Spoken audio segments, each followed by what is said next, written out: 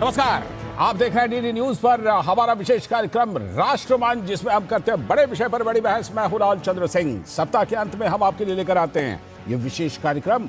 और आज राष्ट्रमंच पर जो बड़ा विषय जिस पर हम बड़ी बहस करने वाले हैं वो कि क्या सांप्रदायिक गुंडागर्दी का जो एक दौर हुआ करता था वो अब गुजर गया क्या? क्योंकि उत्तर प्रदेश के मुख्यमंत्री योगी आदित्यनाथ ने कुछ महत्वपूर्ण बयान दिए हैं, तो उन बयानों पर प्रतिक्रिया भी आ रही है। क्योंकि उपद्रवियों पर जब सख्ती हो रही है, आप यूपी देख लीजिए, उत्तर प्रदेश से लेकर पश्चिम बंगाल तक देख लीजिए, या यूं कहिए कि लगभग पूरे देश में कुछ राज्यों को छोड़कर जो स्थिति दिखाई पड़ रही है उसमें सख्ती हो रही है, कानून का पालन हो रहा है, लेकिन उसमें भी दिक्कत है।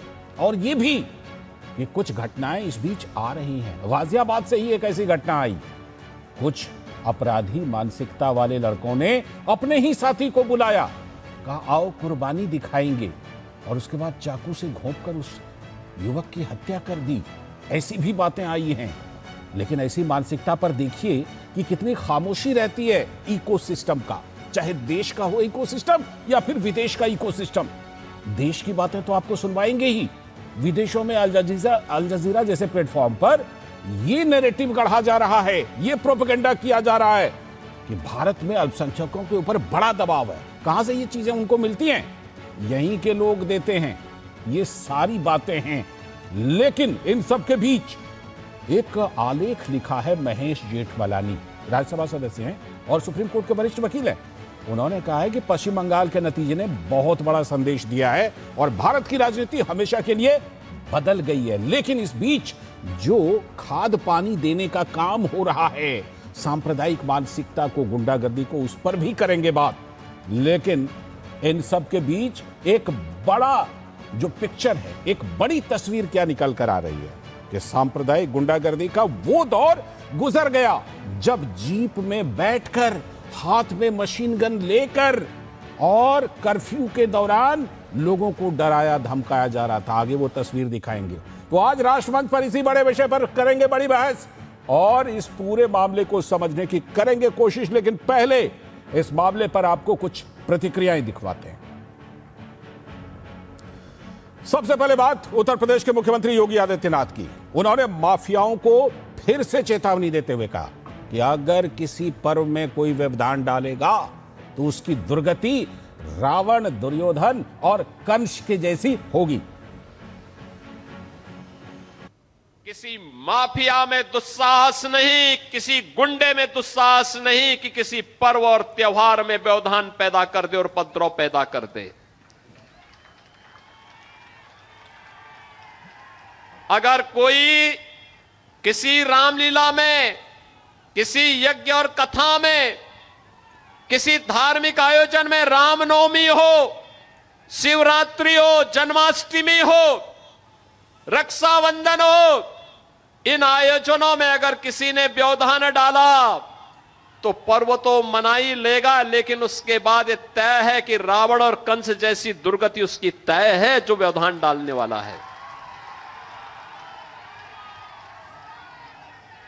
यह तय है कि अगर बेटी और व्यापारी की सुरक्षा में सेंध लगाई तो सेंध लगाने वाले का इंतजार तो फिर यमराज ही करेगा, बाकी किसी को नहीं करना चाहिए। तो मुख्यमंत्री योगी आदित्यनाथ ने जो ये बयान दिया है, आपको पता है कुछ ही महीने बाद उत्तर प्रदेश में चुनाव भी होने वाले हैं, तो ये कहीं ना कहीं एक पूरा, जिसे कहते हैं ना, पूरा मामला सेट करने की बात भी हो रही है। और इसीलिए सपा अध्यक्ष अखिलेश यादव ने योगी सरकार पर तीखा हमला बोला। सोशल मीडिया पोस्ट, उस पर उन्होंने अपनी बात रखी। उन्होंने आरोपों की लंबी फहरिस्त गिनाई। अखिलेश ने कानून व्यवस्था, बुलडोजर कार्रवाई, पीडीए, किसानों के मुद्दे को उठाते हुए यूपी सरकार को जन विरोधी बताया। ये इस समय आप उन्हीं का, अखिलेश यादव जी का ये पोस्ट देख रहे हैं।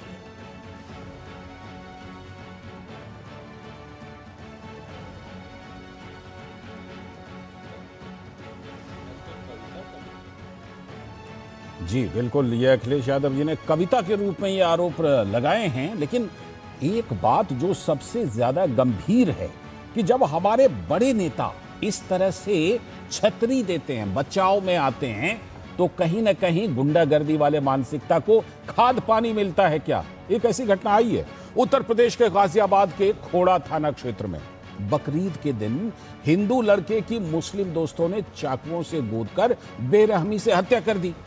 इसको लेकर एसीपी अभिषेक श्रीवास्तव ने जानकारी देते हुए बताया कि फिलहाल 3 नामजद अभियुक्तों को गिरफ्तार कर लिया गया है और 2 अन्य को भी हिरासत में लिया गया। सुनिए। दिन के करीब 3:30 बजे थाना क्षेत्र खोड़ा में एक किशोर को चाकू लगने का प्रकरण संज्ञान में आया था। इसमें तत्काल ही थाना क्षेत्र खोड़ा की पुलिस टीम के द्वारा मौके पर पहुंचकर उन्हें नजदीकी अस्पताल में भर्ती कराया गया, जहां इलाज के क्रम में दिनांक 29 मई को दिन के लगभग 12 बजे उनकी मृत्यु हो गई। इस प्रकरण में परिजनों से प्राप्त तहरीर के आधार पर तत्काल ही सुसंगत धाराओं में अभियोग पंजीकृत किया गया तथा अभियुक्तों की गिरफ्तारी हेतु टीमें गठित की गई। आज उसी प्रकरण में थाना क्षेत्र खोड़ा की पुलिस टीम के द्वारा 3 नामजद अभियुक्तों को गिरफ्तार किया गया है तथा घटना संबंधित 2 अन्य संदिग्धों को भी हिरासत में लिया गया है। पूरे प्रकरण में पूछताछ और साक्ष्यों के आधार पर अग्रिम वैधानिक कार्रवाई सुनिश्चित की जा रही है। तो मुख्यमंत्री योगी आदित्यनाथ कह रहे थे कि अपराधियों के मन में डर पैदा करना है, लेकिन यूपी कांग्रेस के अध्यक्ष अजय राय ने दावा किया कि अब तो लोग योगी के नाम से डर रहे हैं, यानी साधारण लोग भी। तो यूपी के उप मुख्यमंत्री केशव प्रसाद मौर्य ने कहा कि उनके मन में जो गाजियाबाद में जिन्होंने हत्या की जहर था, वही हत्या के रूप में निकाला। जो दोषी होगा उसको सजा जरूर मिलेगी। तो अब तो योगी के नाम से लोग डर रहे हैं। आज की स्थिति ये हो गई है पूरे प्रदेश में, योगी के नाम से डर पैदा हो गया है। आम जनता डर रही है, आम आदमी परेशान है, कानून व्यवस्था ध्वस्त है। पूरे उत्तर प्रदेश में जंगल राज चल रहा है। योगी जी से आग्रह है कि जाइए मठ में जाकर बैठ जाइए। वो दुखद घटना हो गई। एक घर का एक जो चिराग था, 17 साल की उम्र में किसी की इस प्रकार से निर्ममता से हत्या करना, यह निश्चित तौर से जो मन में जहर भरा हुआ है वही उन्होंने हत्या के रूप में निकाला है और उसके लिए जो दोषी होंगे कार्रवाई होगी। पहले से लेकर अभी तक के गुंडों को कानून की भाषा समझाना, ये क्या कहीं किसी तरह की कोई डर की बात है? समाजवादी पार्टी के नेता फखरुल हसन चांद ने कहा कि यूपी सरकार दरअसल हिंदू मुसलमान के नाम पर राजनीति कर रही है। तो उत्तर प्रदेश के सरकार में ओम प्रकाश राजभर ने कहा कि अखिलेश यादव को अपने वोटरों से पूछना चाहिए कि वो हत्या क्यों कर रहे हैं। सरकार में पेपर लीक हो रहे हैं, ना रोक पा रही हो, भ्रष्टाचार न रोक पा रहे हो, बेरोजगारी महंगाई न रोक पा रहे हो, बढ़ते हुए अपराध सरकार न रोक पा रही हो, उस सरकार के पास हिंदू मुसलमान करने के अलावा कोई चारा नहीं बचता। इसलिए उत्तर प्रदेश की सरकार वो हिंदू मुसलमान के मुद्दे पे राजनीति कर रही है। अब वो गुंडे और माफियाओं में भी धर्म और राजनीति, धर्म और जात देख रही है। अखिलेश यादव जी को उस पर बोलना चाहिए कि उनके वोटर हैं, उन लोग ऐसी हत्या क्यों कर रहे हैं। कहीं मुसलमान मार रहा है तो कहीं यादव मार रहा है। उनका MOI जो फैक्टर है इस समय पूरे प्रदेश में आतंक मचाया हुआ है। वो जो PDA ये बोलते हैं, PDA इनका असफल है सिर्फ MOI फैक्टर को दबाने के लिए, लोगों का दिमाग भटकाने के लिए कि हमको सिर्फ MOI कहा जाता था, इस नाते PDA चिल्ला रहे हैं। एक और नेता चौधरी इब्राहिम हुसैन ने कहा कि इस्लाम तो अमन की तालीम देता है। तो उत्तर प्रदेश के मंत्री दानिश आजाद अंसारी ने कहा कि योगी सरकार लॉ एंड ऑर्डर यानी कानून और व्यवस्था की सरकार के रूप में जानी जाती है। बिल्कुल भी ऐसी तालीम नहीं देता। इस्लाम की तालीम में प्रेम, मोहब्बत, अमन, सलामती, हमदर्दी, इंसानी हमदर्दी और हुब्बुल वतनी का बहुत बड़ा दर्जा है। अब इन लोगों के अंदर ये इस तरह की भावना, इस तरह का रेडिकलाइज, इस तरह का कट्टरपंथ कहाँ से आया है? तो मैं तो चाहता हूं कि इनकी गहराई से जांच भी होनी चाहिए। तौर पे जो भी इस घटना के पीछे है उसके ऊपर सख्त से सख्त कड़ी कानूनी कार्रवाई होगी। उत्तर प्रदेश की योगी सरकार ये लॉ एंड ऑर्डर की सरकार मानी जाती है और लॉ एंड ऑर्डर को मेंटेन करने के लिए पूरी गंभीरता और ईमानदारी से काम हो रहा है। मुफ्ती साहब सही कह रहे थे कि कहां से इस तरह की कट्टरता आती है। कहीं ना कहीं ये कट्टरता जो हमारे नेताओं के कुछ बयान होते हैं उससे खाद पानी मिलती है इस कट्टरता को। क्या बहरहाल बीजेपी के राज्यसभा सांसद डॉक्टर दिनेश शर्मा ने कहा कि अपराधी कहीं भी होंगे, विधि विधान से उनको सजा होगी। इस प्रकार से धोखे से किसी निरीह नाबालिग बालक की हत्या कर दी जाए, अपराधी कहीं भी होंगे, ये योगी सरकार है। इसमें अपराधी बचेगा नहीं, उसको कठोरतम दंड जो भी विधि विधान के अनुसार होगा वो मिलेगा। लेकिन ये दुखद घटना है और पुलिस तेजी के साथ में कार्रवाई भी कर रही है, उसने चिन्हित भी किया है।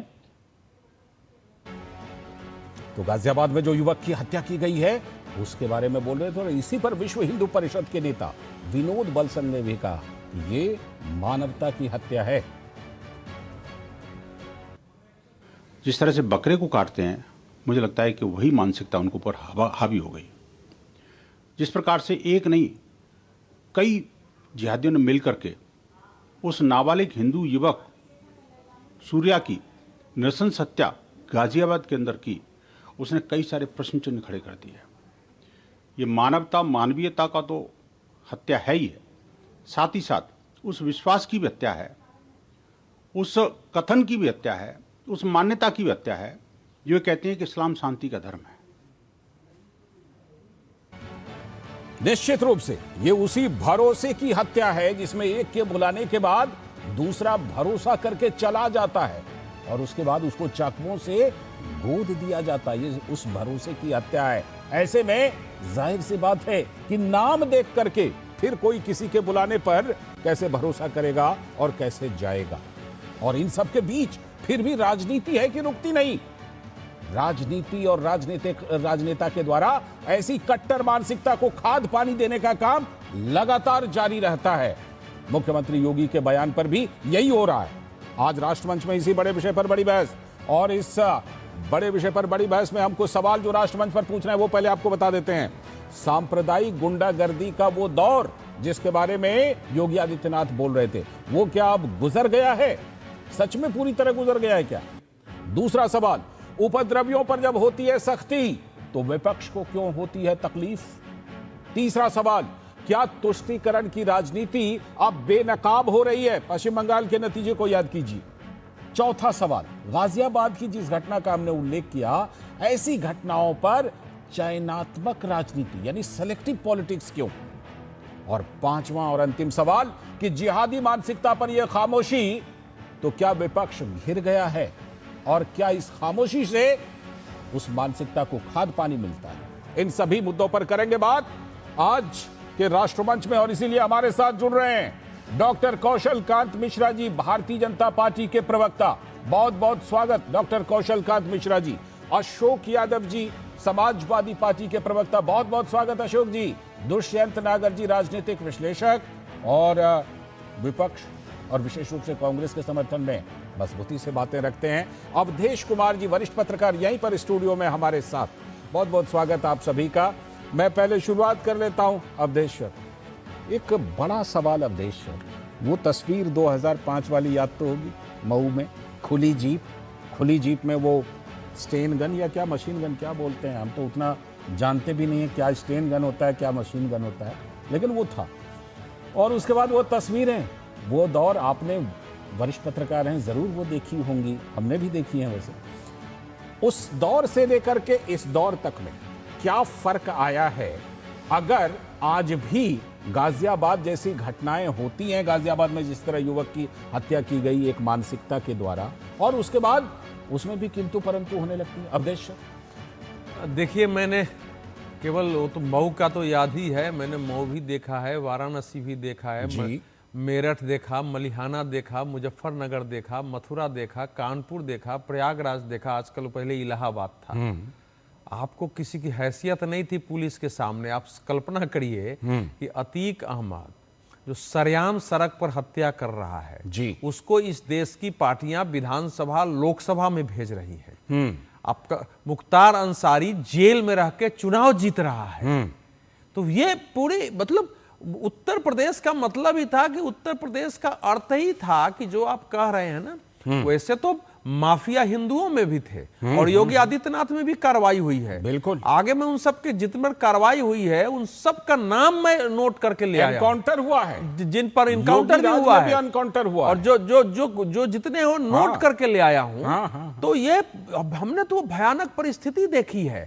हमने देखा है कि केवल मतलब सड़कों पर नमाज पढ़ना जैसे अधिकार हो गया था।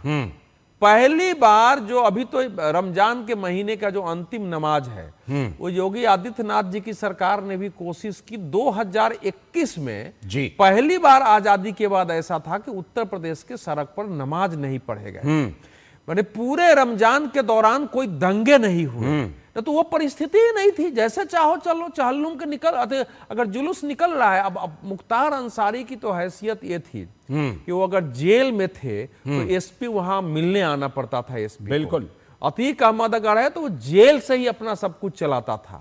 अब ये जो कार्रवाई हुई, अगर मुख्तार अंसारी नहीं भी मारा गया होता तो 8 मामलों में तो सजा हो गई। अजय राय जो अभी बोल रहे हैं 1991 में उनके भाई की हत्या, नहीं केवल हत्या नहीं ना हुई, उस हत्या के बाद उनका जो यहाँ टीक होता है बिहार में जिसको सीखा बोलते हैं, सीखा काट करके ले गए और उसमें मुख्तार अंसारी शामिल था, जिसको कोर्ट ने प्रमाणित किया। योगी जी की सरकार आने के बाद 2023 में उसमें सजा हुई है। उस मुलायम सिंह की थोड़ी बहुत, मतलब मुलायम सिंह की सरकार ही तो उसके बाद रही लगातार, मुलायम सिंह की सरकार उसमें सजा नहीं दिलवा पाई। और समझाइए, जब आपने कहा कि शिखा काट करके ले गए तो ये सिर्फ गुंडागर्दी थी या ये सांप्रदायिक गुंडागर्दी थी?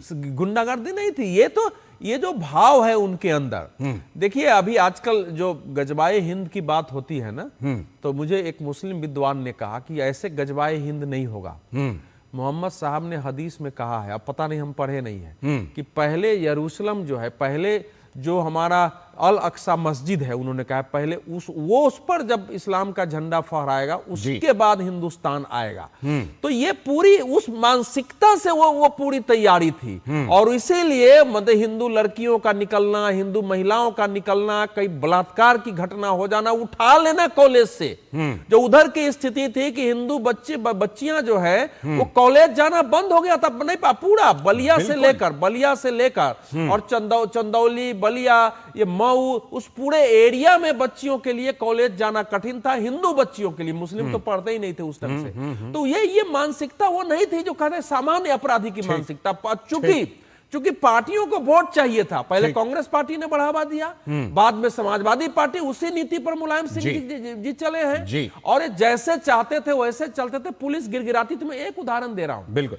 देखिए आप उत्तर प्रदेश छोड़ दीजिए, बंगाल में वही पुलिस है ना, मतलब उसमें तो अभी तो पुलिस में तो कोई बहुत परिवर्तन हुआ कोई परिवर्तन नहीं। परिवर्तन हुआ तो 78 के बाद NH9 खाली खाली नजर आया। वही पुलिस है और सड़कों पर एक नमाज नहीं हुआ है, आप कल्पना करिए। और जो घुसपैठी हैं वो अपने आप कह रहे हैं कि हम जा रहे हैं और लाइन लगी हुई है। आपको जो हाकिमपुर का देख लीजिए, बारिसात का देख लीजिए, सारे आप देख लीजिए लगी वही है जी। जो माफिया सब थे वो जमीन छोड़ छोड़ के भाग रहे हैं। बिल्कुल। तो क्या होता है कि जैसे एक बार वातावरण अगर बदलता है, देखिए इस बार जो NCRB का आंकड़ा आया है, एकमात्र राज्य, मतलब जो बड़े राज्य है उसमें उत्तर प्रदेश है जिसमें एक सांप्रदायिक दंगे का रिकॉर्ड नहीं है। एक भी दंगे का रिकॉर्ड शून्य, शून्य दंगे का रिकॉर्ड है। तो वो सब कैसे हुआ है भाई? यूपीए जब इन लोगों ने देखा, योगी आदित्यनाथ जी ने, कि भाई ये खत्म क्यों नहीं हो रहा है, तो 2023 में उन्होंने बोला कि एक लिस्ट बनाओ सारे माफिया का। 69 माफियाओं की लिस्ट बनी है, बोले एक साथ सब पर कार्रवाई करो, एक साथ सब पर कार्रवाई करो। और एक तरफ से कार्रवाई हुई है आपको, मेरे ख्याल से, मुझे जहां तक सवाल है कि 10 अरब से ज्यादा की संपत्ति पूरा जब्त हुआ है और कम से कम 500 लोगों को सजा हुई है, 6,500 के आसपास मुकदमे दर्ज हुए। और उसके बाद एक तय करके योजनाबद्ध कार्रवाई, उसमें हिंदू मुस्लिम दोनों है। ठीक है, मैं लौटता हूं बाकी पहलुओं पर भी।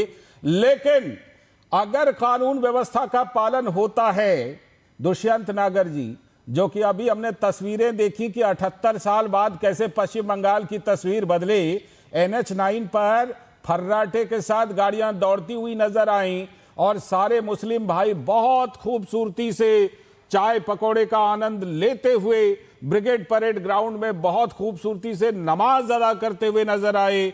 लेकिन ये कौन है जो अल जजीरा को बता रहा है कि बड़ा दबाव है यहाँ के अल्पसंख्यकों पर? वो कौन सा इकोसिस्टम है दुष्यंत नागर सर, हमारे देश के अंदर से लेकर 7 समंदर पार तक? बताइए। मीडिया पे तो नियंत्रण हमारे मिश्रा जी की पार्टी का है, भारतीय मीडिया पर नियंत्रण मिश्रा जी का पार्टी का है। अब बिल्कुल ऐसा, ये तो कोई ढकी छुपी बात नहीं है। हम तो कुछ बोलते हैं, कोई तो ये उसको कौन दिखाता सी भी नहीं मीडिया है। अल जजीरा को कह रही है सर कि यहाँ बड़ा दबाव है? अब साहब मैं देखिए मीडिया का कैटेगराइजेशन नहीं करूंगा, अभी कर तो रहे वर्गीकरण थे। नहीं करूंगा। मैं तो सारे मीडिया में बताइए, विपक्ष को और कांग्रेस को कौन स्थान देता? कोई नहीं देता। विपक्ष की बात तो छोटे मोटे यूट्यूबर और जो जितनी वेब चैनल्स हैं वो सब दिखा रहे हैं, बाकी कोई पूछता नहीं है सर।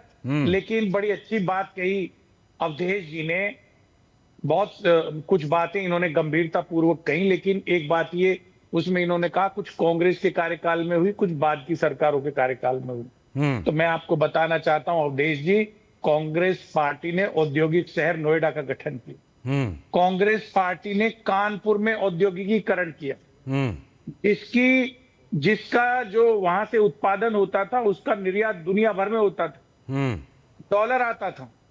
तो आप कांग्रेस को इस तरह की राजनीति में कृपया मैं निवेदन करूंगा ना लपेटें। रही बात खोड़ा में जो घटना हुई है, मैं उस परिवार के साथ अपनी संवेदनाओं को जोड़ता हूं।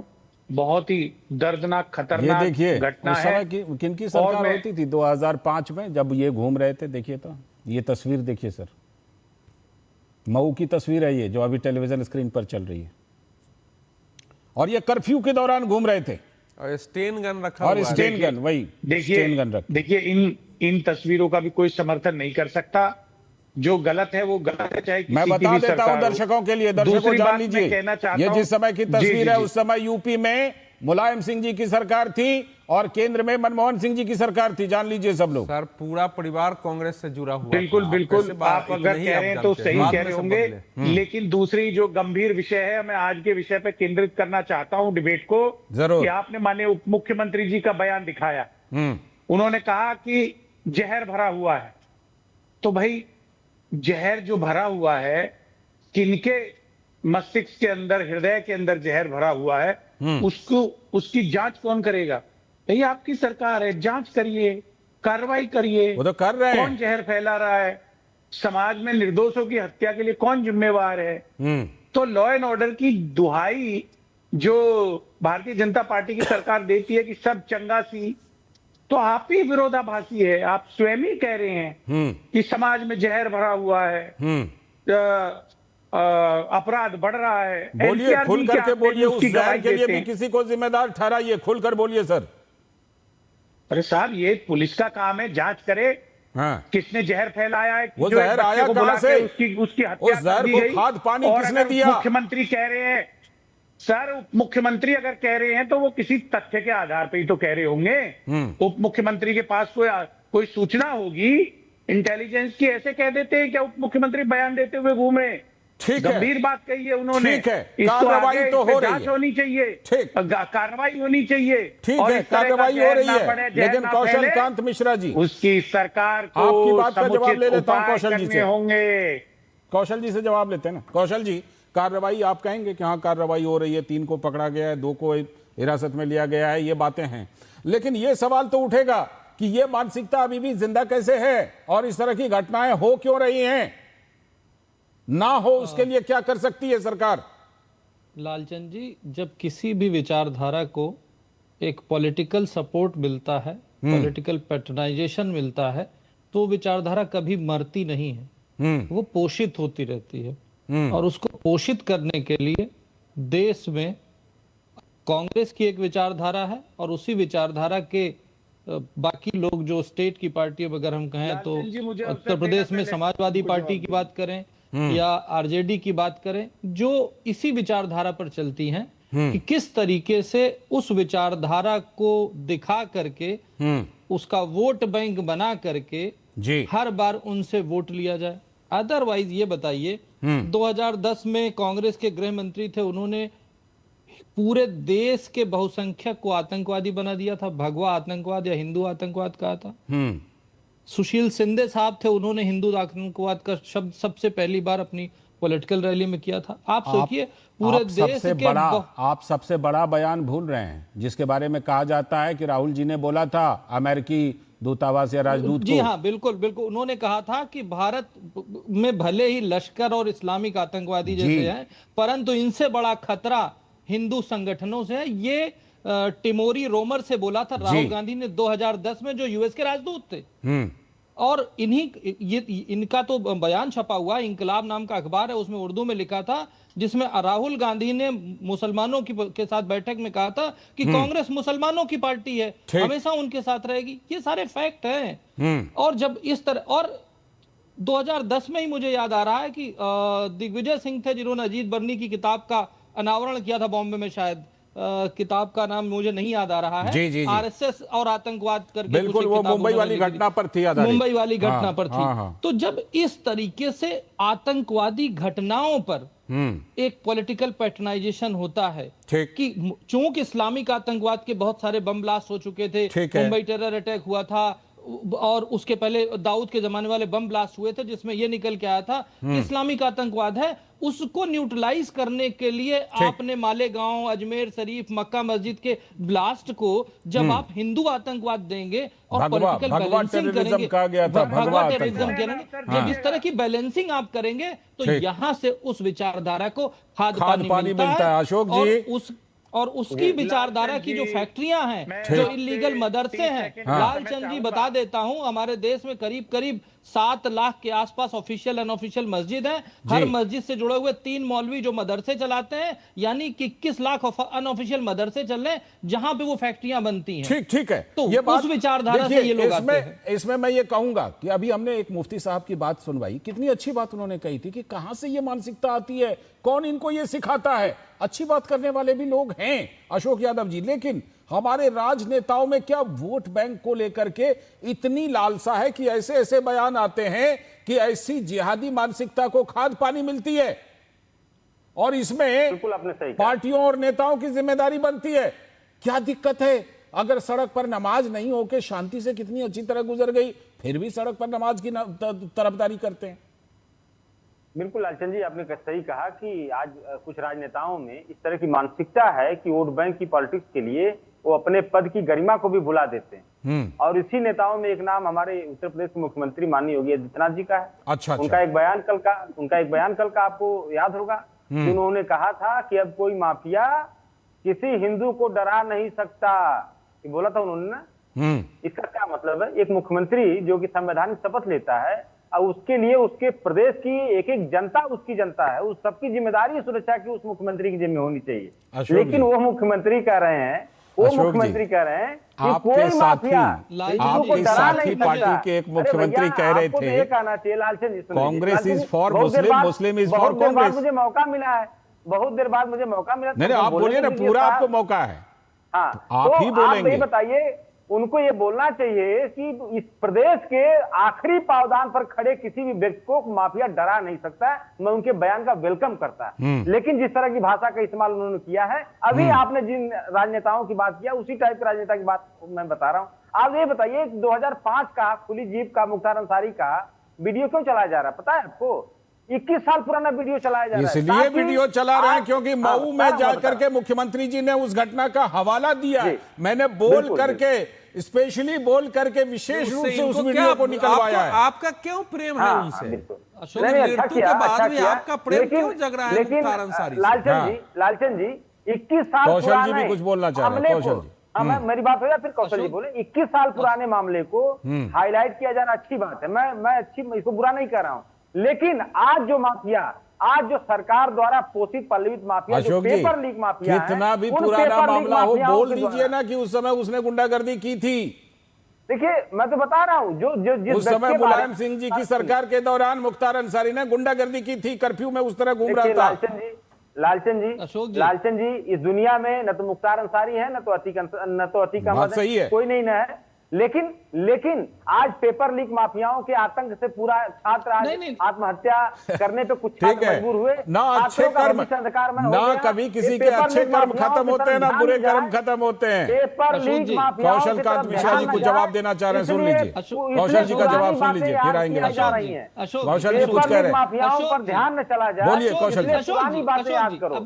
अशोक जी, फिजिक्स के एग्जाम में हिंदी का पेपर मत दीजिए, आज का टॉपिक है, उस पे बात करते हैं। चलिए, आपने बताया कि मुख्यमंत्री को किसी का नाम, अरे सुन तो लीजिए अशोक जी, सुन तो लीजिए। वो थोड़ी देर में पेट्रोल की कीमतों पर भी जा सकते हैं कौशल जी। बिल्कुल, मैं उस पर बहुत बहस हो चुकी है, अभी इस मुद्दे पे रहते हैं। अशोक जी ये बताइए, वो जो मुजफ्फरनगर का दंगा हुआ था, उस दंगे के बाद 2 कैंप लगे थे, उन 2 कैंपों में केवल एक कैंप उस पर तो सुप्रीम कोर्ट ने भी संज्ञान लिया था। मुलायम सिंह जी ने, आपकी सरकार जो थी, आपकी सरकार ने जो मुआवजा दिया था वो लिस्ट जब सुप्रीम कोर्ट गए और जब उसका ऑडिट हुआ केवल मुसलमानों को दिया गया था। इस चक्कर में लिस्ट कैंसिल हो गई। कौशल जी, देश के प्रधानमंत्री एक पक्ष के कैंप का दौरा करके आ गए थे। वही लालचंद जी, वही मैं बता रहा हूं कि देश के प्रधानमंत्री, उस समय की राष्ट्रीय सुरक्षा, उस समय के प्रधानमंत्री मनमोहन सिंह जी और उनके ऊपर बैठी हुई रोबोट चलाने वाली सोनिया गांधी जी पूरे एनएसी के साथ जब गई थी तो कहां गई थी? केवल मुस्लिम कैंप। मैं उस दिन वहीं पर मुजफ्फरनगर में ही था। क्यों नहीं? मैं ही गया था रिपोर्टिंग करने के लिए। इसके अलावा लालचंद जी, अशोक जी, ये बताइए, जब अखबारों में बड़ा बड़ा छपता था, जालीदार टोपी लगा के मुलायम सिंह जी के लिए लिखा जाता था मुल्ला मुलायम सिंह, और वही लिखा जाता था अपनी ममता बानो। ठीक है। तब उस समय मतलब भारतीयता नजर नहीं मैं यहाँ पर, तब संविधान नजर नहीं आ रहा था। आता हूँ अशोक जी आता हूँ, आपका काउंटर लूंगा, बाकी लोगों के पास भी जाऊंगा। यादव की पार्टी कहा जाता था, तब आपकी भारतीयता नजर नहीं आ रही थी, तब मैं लौटता हूँ, भूल जाते थे। छोटा सा ब्रेक लेकर के लौटते हैं, फिर इस मुद्दे पर और आगे बात करेंगे। अभी वक्त है राष्ट्रमंच में एक ब्रेक का। क्या आप उत्तर प्रदेश में अपनी मातृभूमि से दूर देश या विदेश में बसे हुए हैं? अब आप अपने पैतृक गांव की तरक्की में योगदान देना चाहते हैं? उत्तर प्रदेश सरकार लेकर आई है मातृभूमि योजना, एक ऐसी पहल जहां आप अपने गांव के विकास में भागीदार हो सकते हैं। आपके द्वारा विकास कार्यों में 60% योगदान देने पर शेष 40% खर्च राज्य सरकार वहन करेगी और आपका या आपके पूर्वजों का नाम चयनित परियोजना के शिलापट पर अंकित किया जाएगा।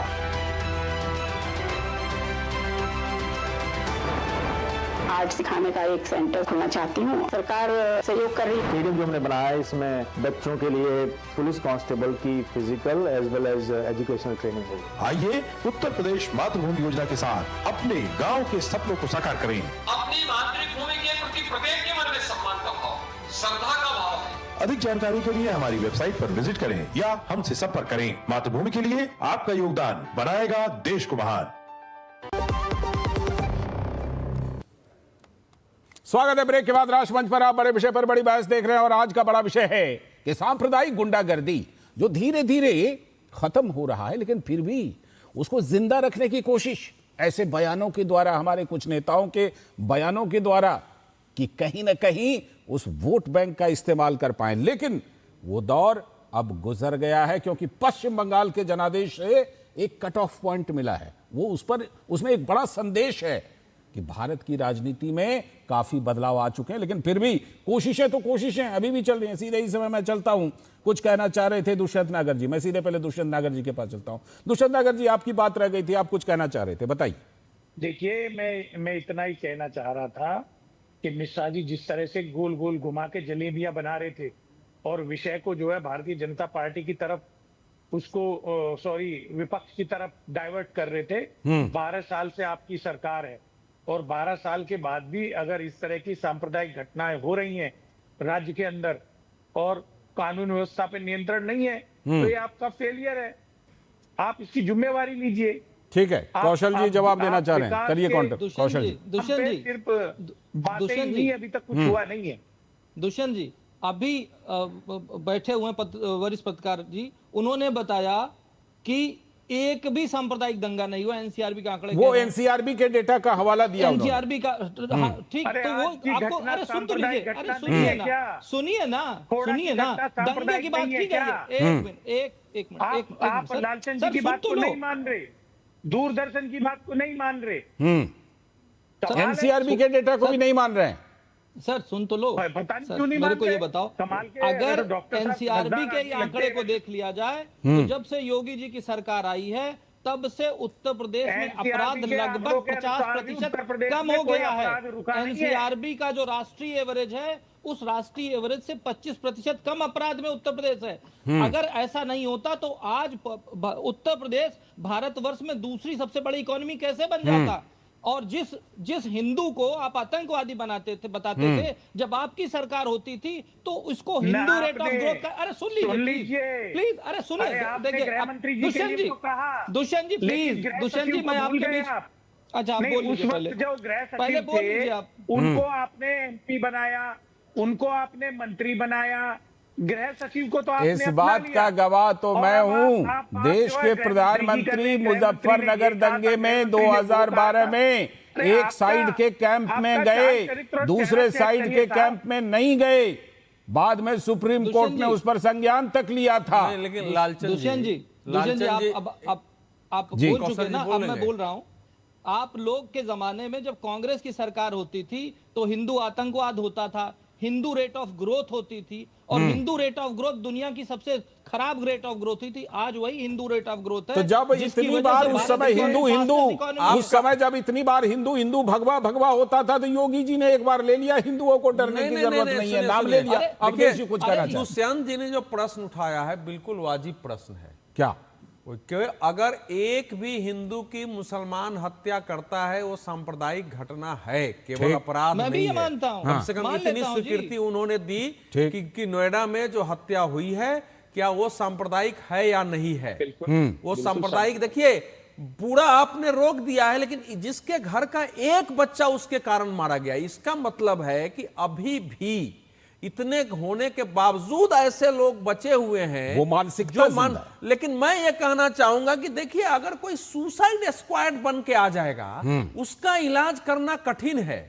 दुनिया में इस समय मुसलमानों का एक जो बड़ा वर्ग है, ऐसे ऐसे वीडियो आ रहे हैं जो अपने बच्चे को आत्मघाती बना रहे हैं, अपनी बेटी और बेटा को सिखा रहे हैं कि अल्लाह के लिए मरना है, और उसमें उनके निशाने पर यहूदी और हिंदू हैं। अगर ये मानसिकता किसी नौजवान के अंदर आ गई है या ये आ गई है कि सरकार हिंदुओं करती है, हम मारते हैं, हमारा क्या होगा, हम जाएंगे तो खुदा के पास जाएंगे, तो उसको रोकना जरा कठिन है। इस प्रकार के अपराध को जी दुनिया इससे नहीं निपट रही है। ब्रिटेन, फ्रांस यह है।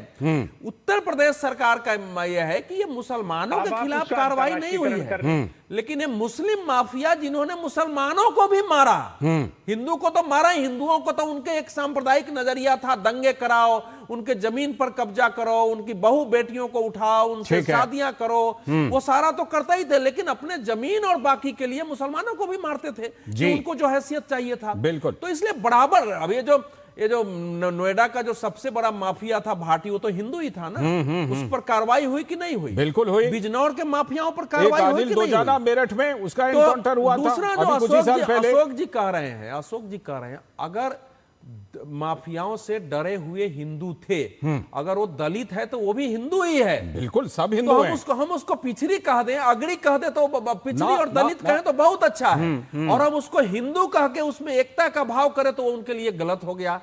थोड़ा शर्म आनी चाहिए। और मैं देश को भी याद दिलाऊंगा और जो दुष्यंत जी को भी याद दिलाऊंगा, कौशल जी, ये जितने माफिया और अपराधी पैदा हुए वो कांग्रेस के शासन काल में हुए हैं। और उत्तर प्रदेश वो तो कह रहे थे हमने नोएडा बनाया, नहीं नोएडा बनाया, बांध बनाया, हमने कॉलेज खोले। राजनीति का अपराधीकरण सुनिए, पूर्वांचल से लेके इस पश्चिम उत्तर प्रदेश में, बिजनौर में, मेरठ में जितने बड़े बड़े माफिया थे वो सारे कांग्रेस के राज में पैदा हुए।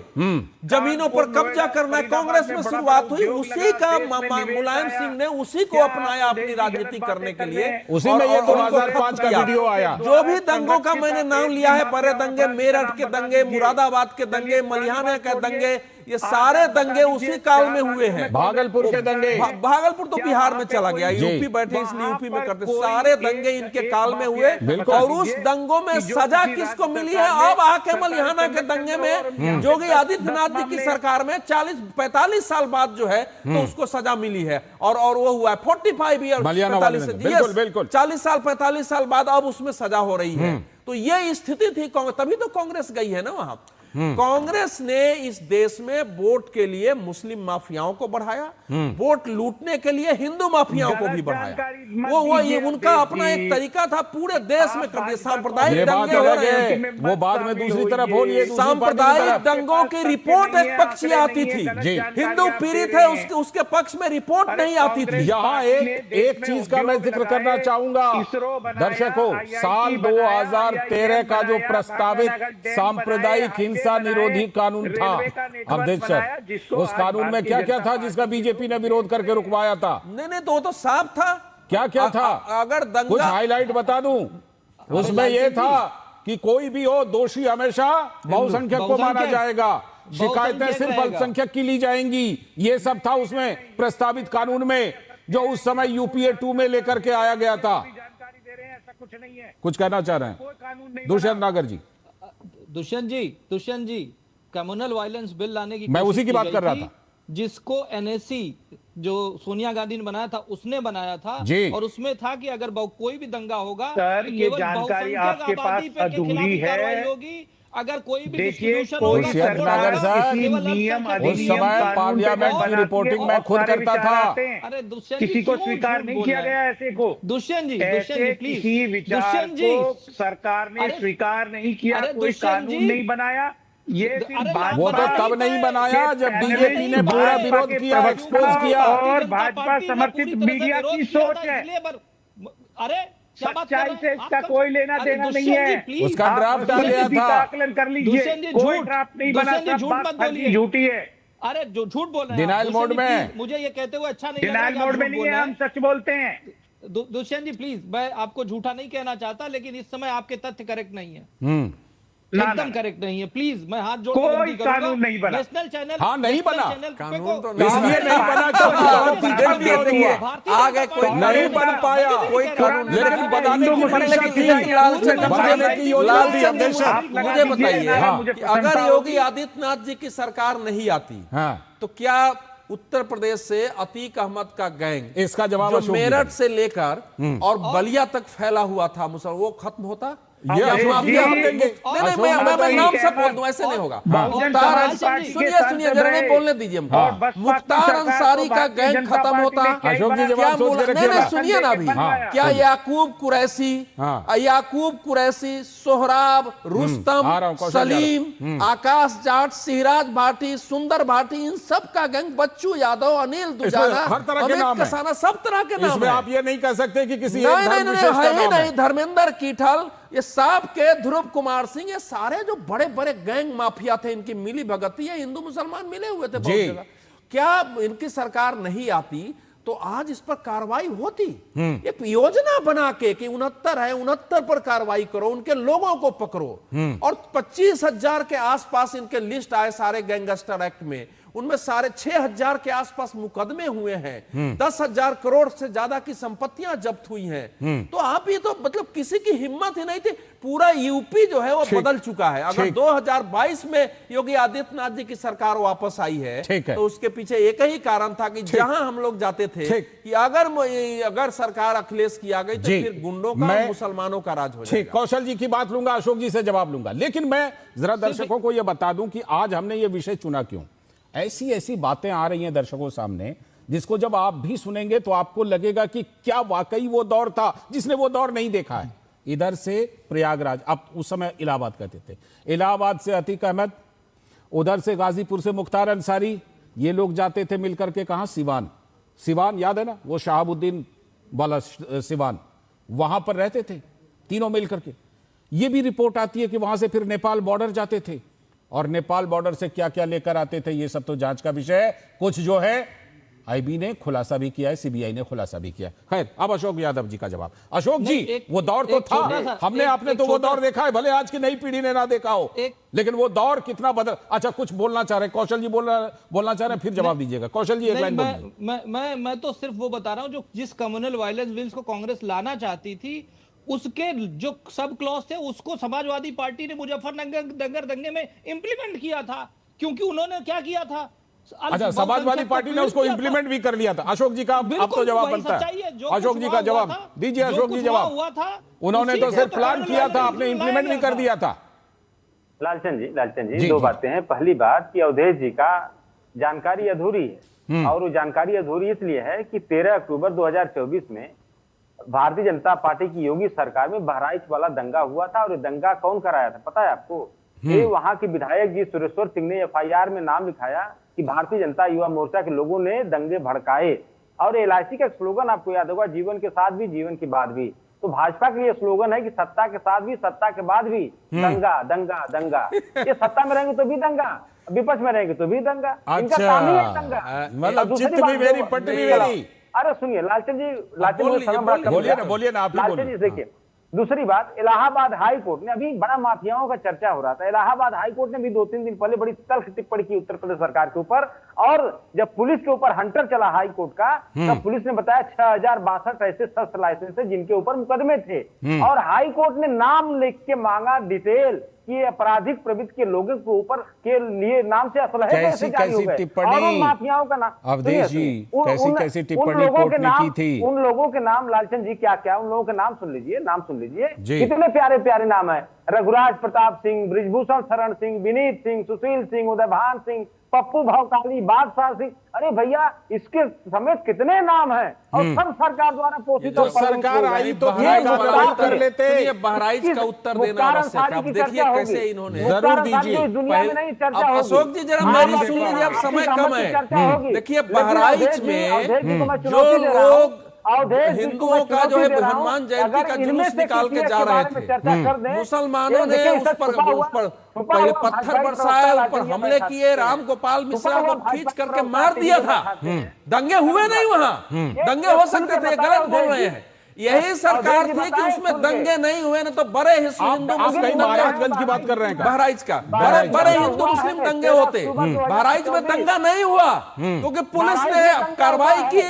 उसके बाद वहां से लोगों की अरेस्टिंग हो रही है क्योंकि वो घर खाली कराने का नोटिस था उस एरिया में लोगों के अंदर। कैसे बता रहे हैं दंगे कहाँ हुए? तो वो तो खोलिया राम गोपाल मिश्रा एक हिंदू युवक था, उसके ऊपर किस ढंग से उसको बेरहमी से जो है उसकी हत्या की गई। छत पर जो एक झंडा, छत पर वही जो झंडा चढ़ाने का वही बहराइच, उसमें मुझे लगता है 2-3 साल पहले की देखिए वहां कोई सांप्रदायिक हिंसा नहीं हुई है, बिल्कुल ये गलत बता रहे हैं। वो एक पक्षीय वो था, उसके बाद पुलिस ने त्वरित कार्रवाई की और कोई दंगा नहीं हुआ बहराइच में। यही तो ये थी कि कार्रवाई हो गई। इसीलिए नहीं, अभी जो एनसीआरबी का आंकड़ा है वो 2024 का ही है, 2 साल लेट आता है आंकड़ा। अच्छा, ये 2024 का डेटा है जिसमें कि उस समय एक भी दंगा बहराइच में दंगा हुआ ही नहीं था। ठीक है, मैं लौटता हूं, बाकी पहलुओं पर भी बात करेंगे। एक छोटा सा ब्रेक लेते हैं राष्ट्रमंच में यहां पर, और उसके बाद बात करेंगे कि क्या पश्चिम बंगाल के नतीजों ने एक बड़ा संदेश दिया है, लेकिन उस संदेश को देश और विदेश का इकोसिस्टम सुनने को तैयार नहीं है, जानने और मानने को तैयार नहीं है। और यहां से लेकर के और 7 समंदर पार तक इकोसिस्टम वो फैला रहा है कि बड़ा यहां के अल्पसंख्यकों पर बड़ा दबाव है। इस पहलू पर करूंगा चर्चा एक छोटे से ब्रेक के बाद। गंभीर हार्ट अटैक के बाद रीवा के जिला अस्पताल में भर्ती मऊगंज के गोविंद लाल तिवारी को इलाज के लिए एयर एम्बुलेंस से भोपाल भेजा गया। वहीं संदीप सिंह को किडनी फेलियर और सांस की तकलीफ से बचाने के लिए सिंगरौली से भोपाल भेजा गया। ये सब कुछ संभव हो पाया प्रधानमंत्री श्री नरेंद्र मोदी के मार्गदर्शन और मुख्यमंत्री डॉक्टर मोहन यादव के कुशल नेतृत्व में मध्य प्रदेश में संचालित पीएम श्री एयर एम्बुलेंस सेवा से, जो रोगियों के लिए वरदान बन गई है।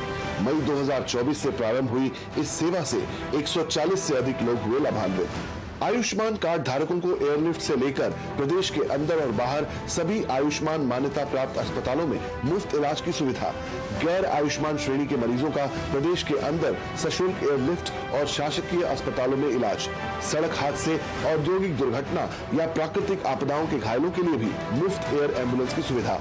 मध्य प्रदेश सरकार के द्वारा घोषित गरीब से गरीब आदमी की जान बचाने के लिए एयर एम्बुलेंस की सुविधा की जो सौगात दी गई है वो एक बार फिर हमारे लिए लाभकारी सिद्ध हुई है। कई सारे लोगों की हमने इस तरह से जान भी बचाई है और मदद भी की है। हमारी सरकार गरीब से गरीब आदमी के जीवन में ये मदद करने के लिए तत्पर है। माननीय मुख्यमंत्री मोहन यादव जी का बहुत बहुत धन्यवाद करते हैं। इस योजना को चला करके गरीबों के लिए एक वरदान सिद्ध साबित किए हैं। पीएम श्री एयर एम्बुलेंस में प्रशिक्षित डॉक्टर और पैरामेडिकल स्टाफ की व्यवस्था। दादा कौन सा प्लांट है? टैंजरीन, बहुत मीठा होता है, तोड़ना नहीं है। Free foreign trip, click on the link, अभी करता हूँ। दादी रुको, लिंक में क्लिक मत करना। क्यों? ये SMS स्कैम है, क्लिक करोगे तो आपके बैंक डिटेल्स होंगे चोरी। ओह, थैंक्स गप्पू, बचा लिया। ये देख तेरी समझदारी का फल। RBI कहता है स्मार्ट बनो, कूल रहो।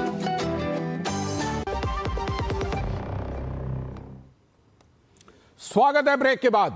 राष्ट्रमंच में जो बड़े विषय पर बड़ी बहस कर रहे हैं वो कि सांप्रदायिक गुंडागर्दी का दौर जो था वो क्या गुजर गया, पूरी तरह गुजरा है, या अभी भी उसको खाद पानी देने का काम देश विदेश के इकोसिस्टम के द्वारा किया जा रहा है। एक सवाल जो यहां पर उठता है वो ये कि क्या कानून व्यवस्था का पालन करवाना किसी के ऊपर दबाव बनाने जैसा है, क्योंकि ये नैरेटिव चलाया जा रहा है। इसी पहलू पर मैं सीधे इस समय जुड़ता हूं अवधेश कुमार जी, सीनियर जर्नलिस्ट के पास सीधे चलते हैं। अवधेश जी, सबसे पहले आप ही से सवाल कि ये बताइए कि क्या कानून व्यवस्था का पालन करवाना और उसमें जैसे अल जजीरा जैसे प्लेटफॉर्म पर जो लिखा जाता है कि सड़कों पर नमाज नहीं पढ़ने दिया तो दबाव है उनके ऊपर, भैया ये बताएं कि जहां पर ये अल जजीरा चैनल है वहां पर सड़कों पर कितनी नमाज होती है उन देशों में?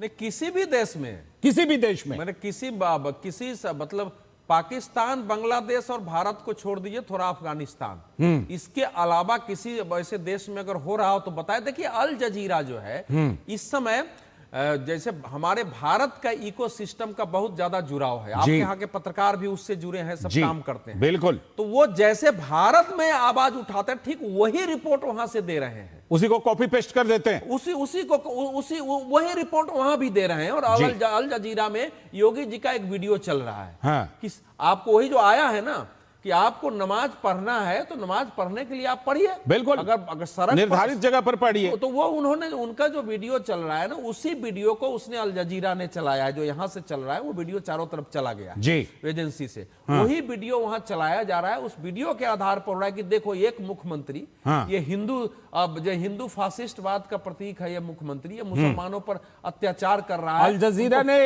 उस दिन वीडियो चलाया था जिस दिन रेवंत रेड्डी ने कहा था मुस्लिम मीन्स कांग्रेस, कांग्रेस मीन्स मुस्लिम। बताइए। नहीं, वो अल जजीरा ने पहले भी जब ममता बनर्जी के शासन का वीडियो नहीं चलाया, हाँ। अल जजीरा ने घुसपैठियों के आने का वीडियो नहीं चलाया, जो घुसपैठी सीमा पर जा रहे हैं उसका वीडियो नहीं चलाया, हाँ। और अल जजीरा ने यह भी नहीं चलाया कि कितने शानदार तरीके से अब वही मुसलमान सारे नमाज पढ़ रहे हैं। बिल्कुल, वो जरा दृश्य दिखवाता हूं, किसी को कष्ट भी नहीं हो रहा है, ठीक है। तो इसलिए देखिए, नहीं इस समय भारत विरोधी जो ये शक्तियां हैं पूरा देश के अंदर देश के बाहर, उनको लगता है कि इस भारत को किसी प्रकार से मुसलमानों पर अत्याचार करने वाला, अल्पसंख्यकों के ऊपर अत्याचार करने वाला करा के और दुनिया में इसके खिलाफ स्ट्रिक्चर पास कराओ, बिल्कुल, तो यह भयानक परिस्थिति पैदा करने की कोशिश हो रही है। कितना शांतिपूर्ण ढंग से नमाज हुआ है इस बार पश्चिम बंगाल में 1978 के बाद, आप समझ लीजिए कितना, 22 और 26 48 साल के बाद। 1919 के बाद कलकत्ता के जो आरडी रोड है, हाँ। वो पहली बार 107 वर्ष बाद उस पर नमाज नहीं हुआ। बताइए। और NH9 1919 जो कोलकाता से दार्जिलिंग को जोड़ता है, दक्षिण बंगाल से उत्तर बंगाल को, लेकिन दुष्यंत जी जिस तरह से कि ये नैरेटिव देखिए वो अल जजीरा चल रहा है, बताइए कि क्या कानून व्यवस्था का, मैं यहां जब देखता हूं साधारण मुस्लिम भाइयों से जिसने भी बात की उन्होंने कहा बहुत अच्छा व्यवस्था रही, ऐसी व्यवस्था अगर मिले तो हम क्यों सड़क पर जाएं? निश्चित रूप से, और वो कह रहे हैं कि दबाव है अल्पसंख्यकों पर।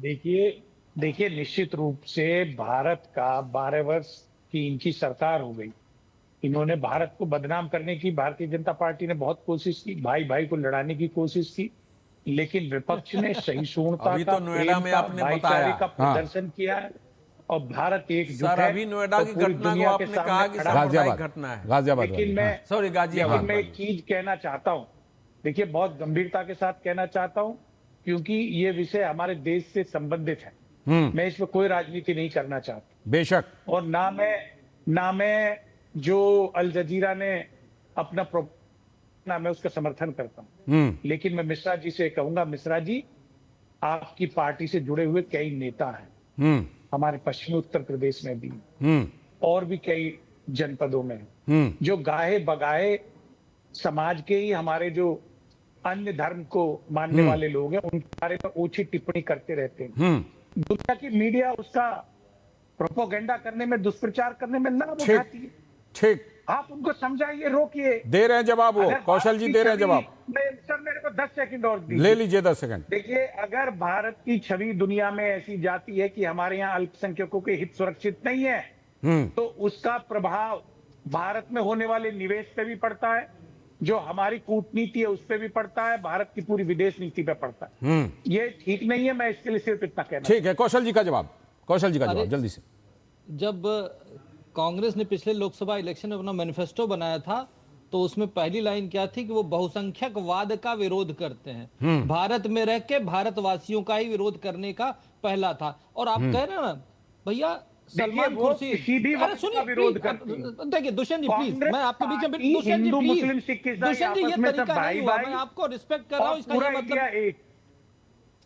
एंटनी कमेटी की रिपोर्ट में अगर ये कहा गया दुष्यंत सर कि जो बहुसंख्यक हैं वो अपने आप को अलग थलग पाते हैं, उपेक्षित पाते हैं, उन्होंने कोई हिंदू मुस्लिम नहीं कही थी, वो तो इंटरनल कमेटी थी। सलमान खुर्शीद की किताब, अरे सुनिए प्लीज दुष्यंत भाई, दुष्यंत जी प्लीज, विचार खुल के रखते हैं। दुष्यंत जी ये तरीका ठीक नहीं है। ने कुछ कहा, पार्टी ने उस पर चर्चा करी। दुष्यंत जी हम तो वो बता रहे हैं ना, सलमान खुर्शीद की किताब क्या कहती है, ISIS बोको हरम। राहुल गांधी क्या कहते हैं, हिंदू धर्म के खिलाफ, जो मंदिर जाते हैं लड़कियां छेड़ते हैं। राशिद अल्वी क्या कहते हैं, कालनेमी। शशि थरूर क्या कहते हैं, हिंदू तालिबान। अशोक जी कहां से आए हैं? ठीक है, अशोक जी का एक कमेंट।